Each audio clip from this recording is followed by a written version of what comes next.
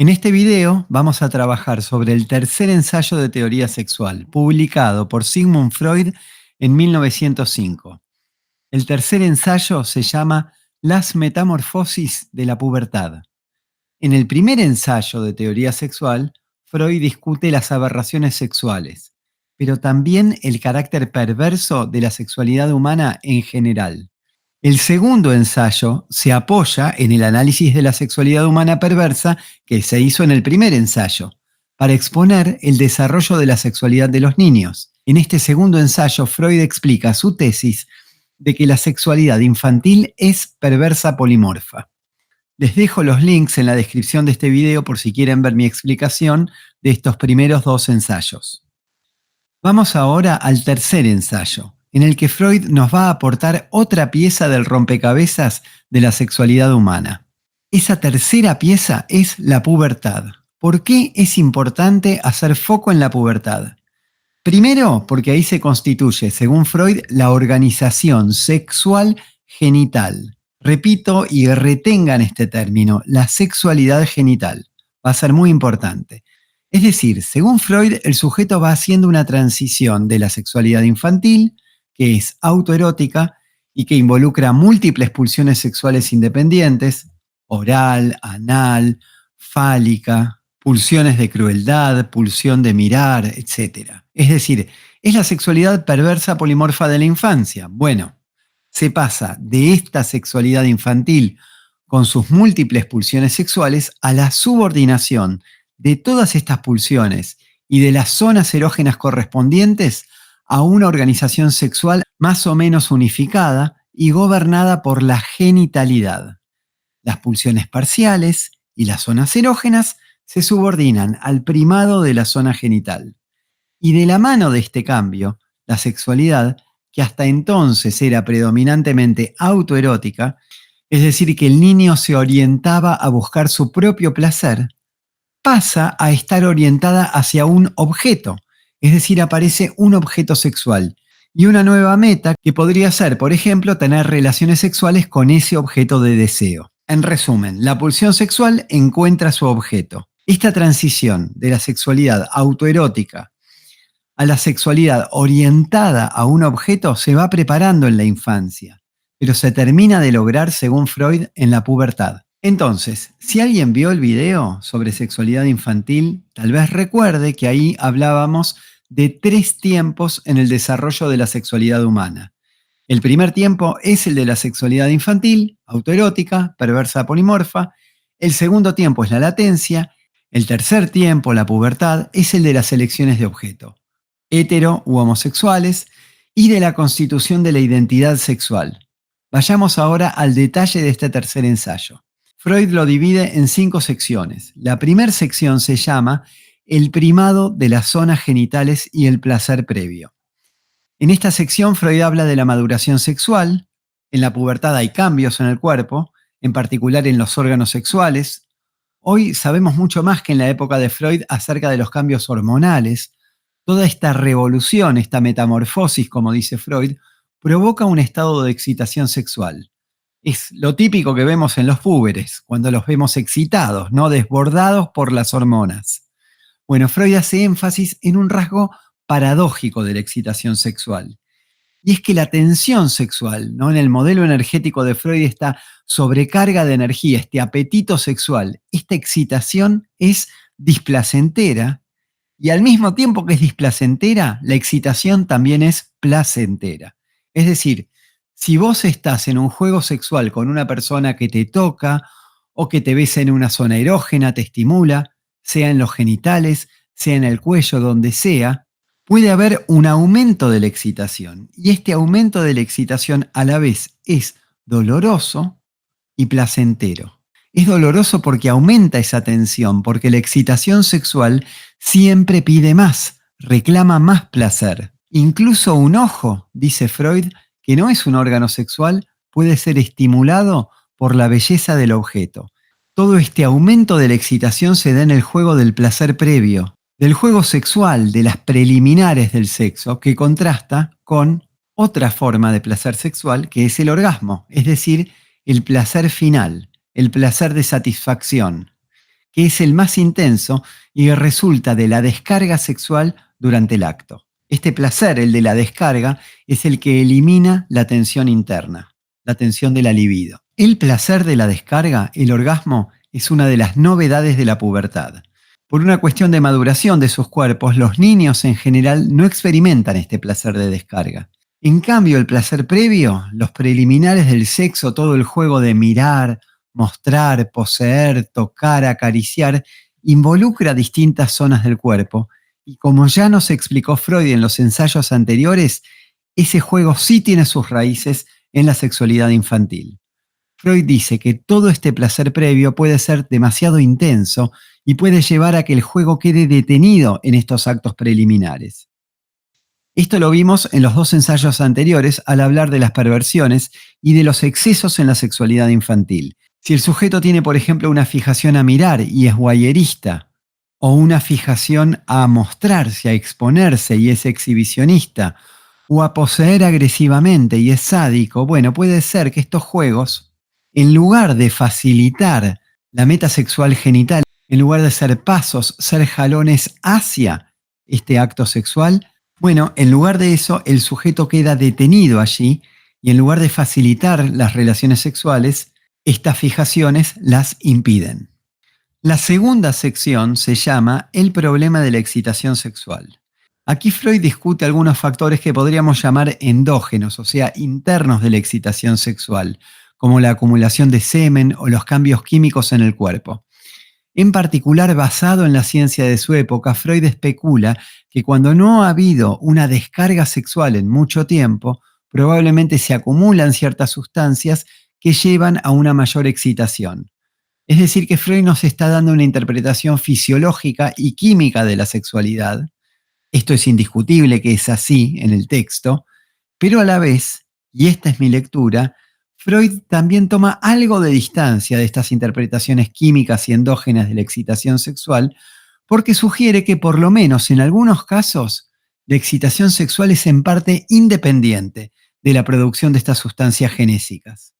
El deseo y la excitación sexual, en algunos casos, Freud toma sobre todo ejemplos de varones, no tendrían que ver exclusivamente con que haya semen u otras sustancias acumuladas, ni con una cuestión hormonal. Entonces aquí abre un poco el campo para las interpretaciones más psicológicas de la excitación sexual. La tercera sección se llama la teoría de la libido. La libido para Freud es una fuerza que podemos estimar como cantidades, la podemos estimar cuantitativamente. Nos dice que la libido, al inicio del desarrollo, está centrada en el yo. Freud la llama libido yoica. Y esto iría de la mano de la actividad autoerótica en el niño.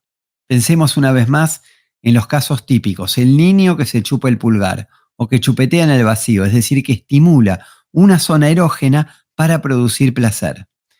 Pero la libido yoica o narcisista también se puede transformar en libido de objeto. Es como si la libido fuera un monto, por usar una metáfora freudiana, pensemos en una suma de dinero que sacamos de nuestra caja fuerte, de nuestro yo, y la invertimos en un objeto sexual externo. Por ejemplo, el niño se enamora de otro niño o de otra niña. Esta transposición de la libido yoica en libido de objeto es uno de los logros de la pubertad, según Freud.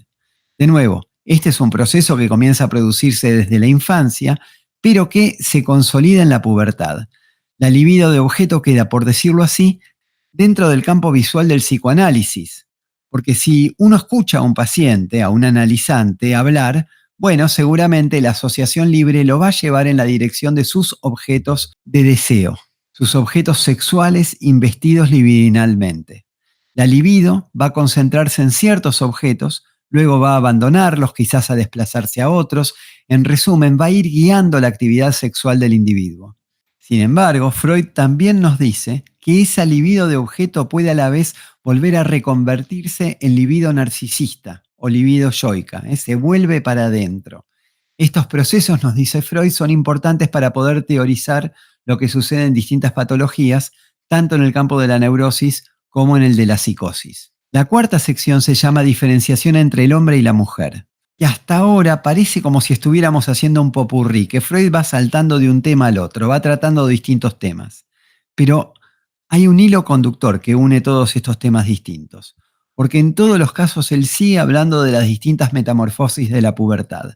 Esta metamorfosis incluye, como dijimos, la unificación de las pulsiones parciales, el primado de la genitalidad, la elección de un objeto sexual, la consolidación de esta libido de objeto y el inicio del placer de descarga, el orgasmo.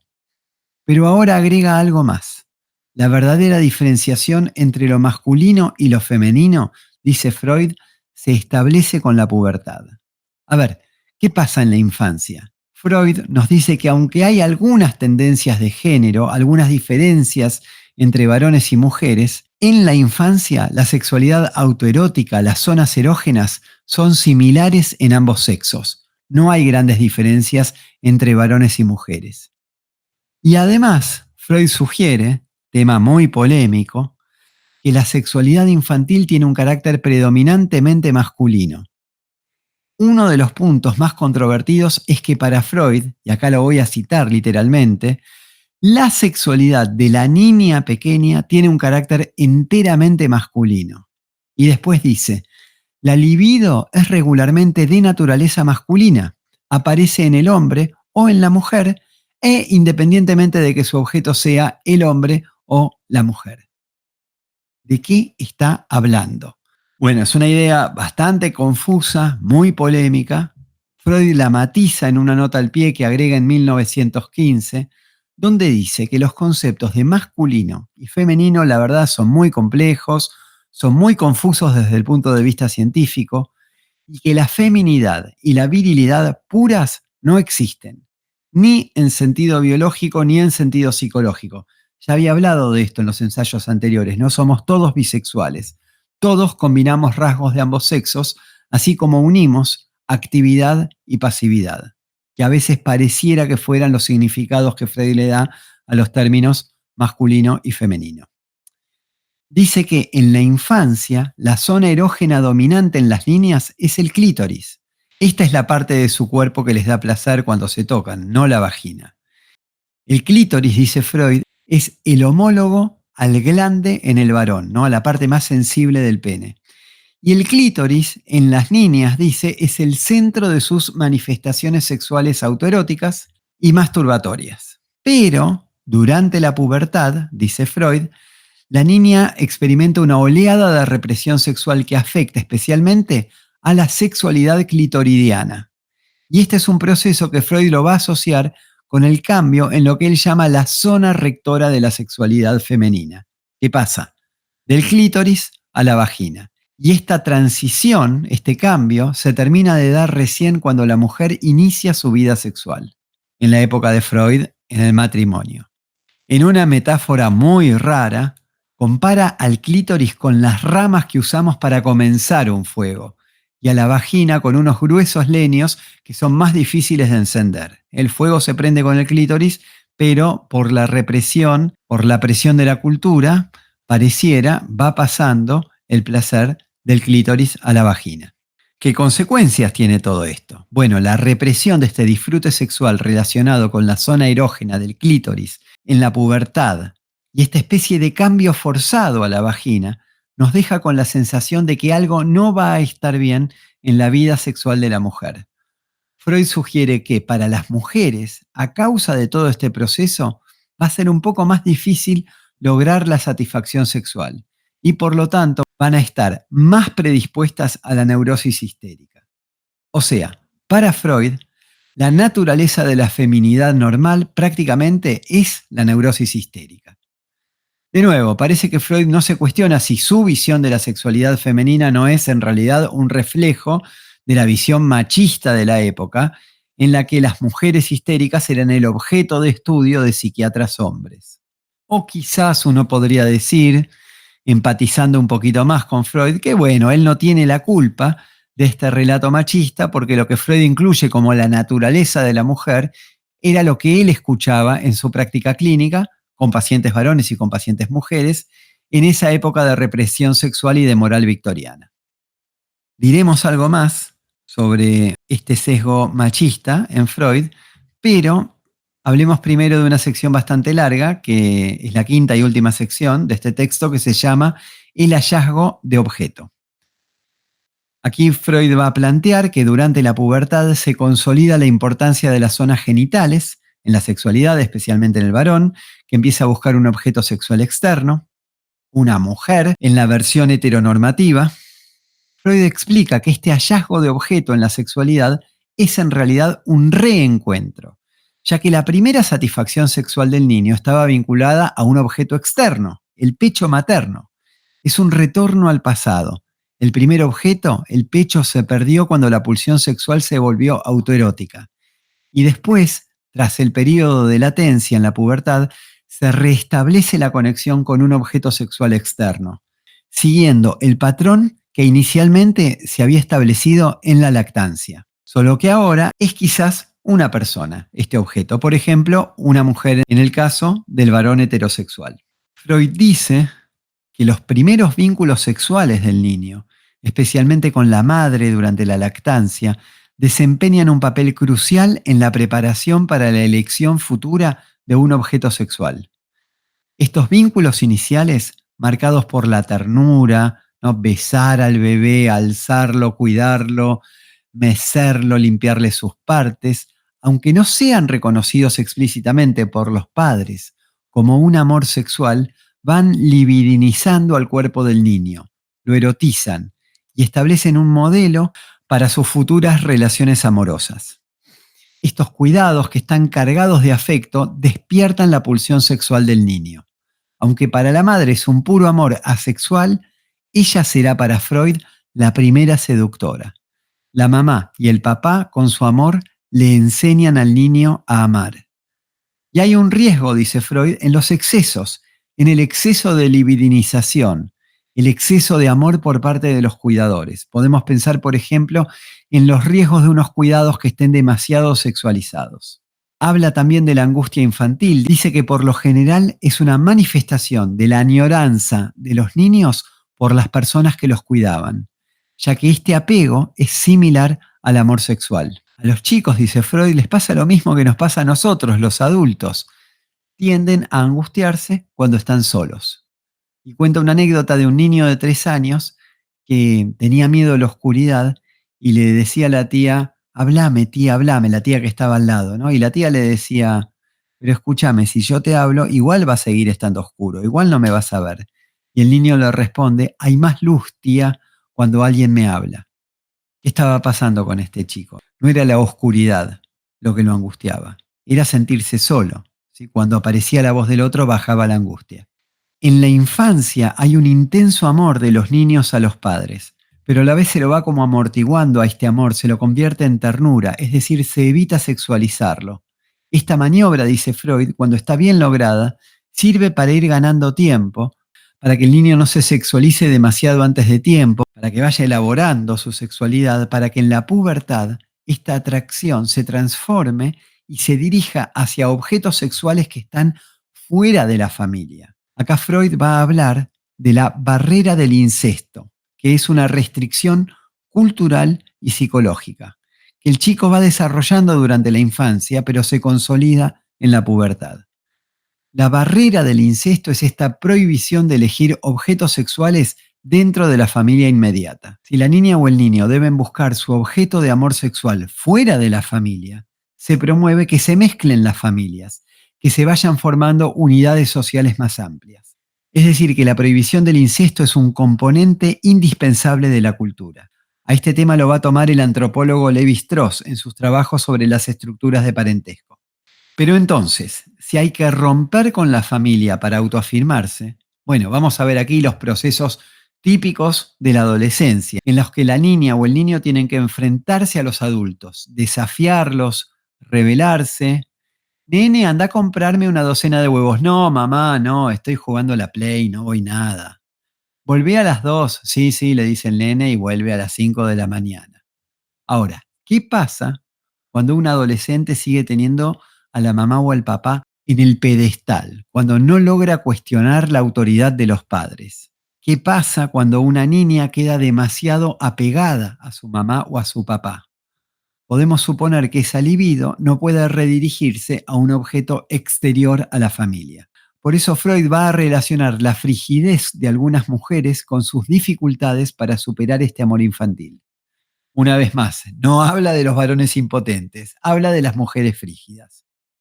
Nos preguntamos de nuevo si a través de Freud no está hablando el machismo de su época.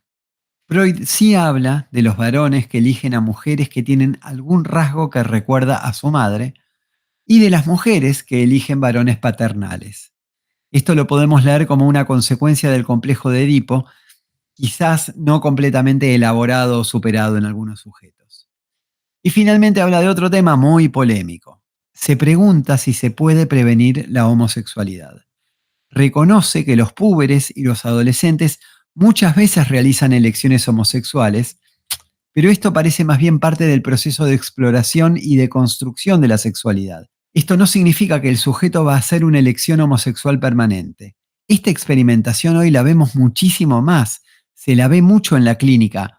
Vienen adolescentes, por ejemplo, chicas que dicen, ayer estuve en la disco y me comí a otra chica, me besé a otra chica. Varones que también tienen relaciones homosexuales con otros varones, pero esto tiene como un valor más exploratorio y de juego y de descubrimiento, y tiene que ver con que haya menos represión en nuestra época y no fija el destino para toda la vida de la elección de objeto en esos adolescentes. Freud también habla de las amistades apasionadas, ¿no? Otro tema típico entre los adolescentes del mismo sexo, las chicas, las amigas que no se despegan, o también el grupo de varones que están pegoteados todo el día, que muchos hemos tenido, típico de los 12, los 13 años de edad. Hasta aquí el comentario del texto, estos son los puntos principales. Yo quiero concluir subrayando el valor subversivo de estos tres ensayos, que rompen con la idea de que la sexualidad humana servía al propósito de la reproducción.